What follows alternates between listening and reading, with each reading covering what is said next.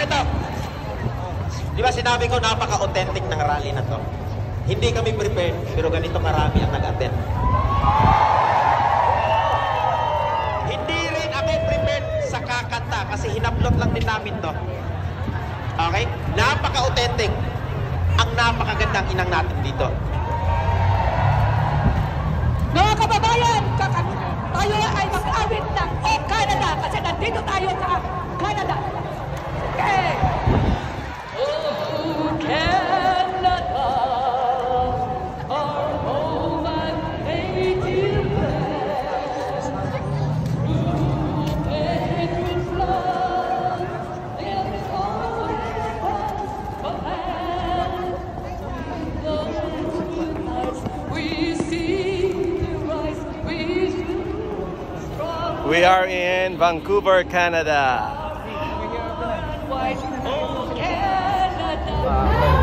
Well, makita mo ito. This is widely organized. Spontaneous ito siya. Hopefully, makita po ng international press. Lalo na yung sa Dutch government doon sa ICC na mali sila. They have no right to interfere in the affairs of sovereign nation of the Philippines. Oh, sino man sila? Sino ba yun sila? That is pure and simple discrimination. Ito po, pinamaliit po ang Pilipino ng mga dayuhan. Mali po yan.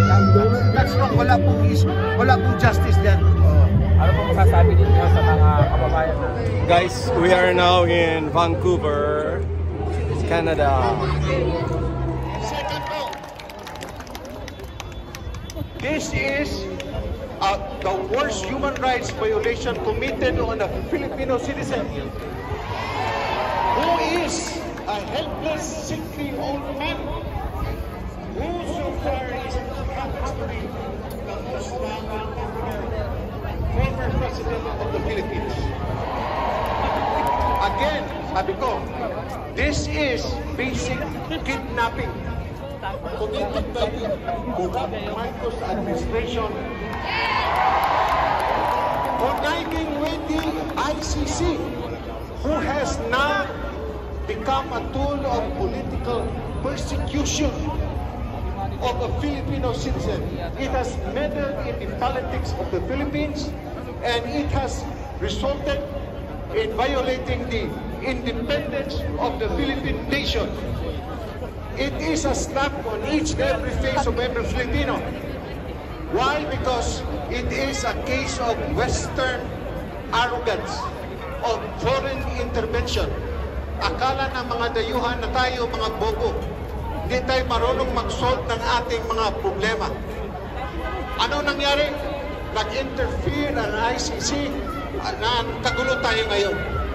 Sabi nila na ang Pilipinas daw, pwede daw ipadala ang ating presidente doon, i-try nila. Why? Because sabi nila sa Philippines, failed state tayo. Which means ang Pilipinas daw walang working government. Wala tayong judicial system. Wala tayong mga abogado, mga prosecutor, mga police. Sabi nila tayo mga bobo. Mga kababayan, isigaw natin. Tell them, kaya namin ito. Foreigners, leave us alone.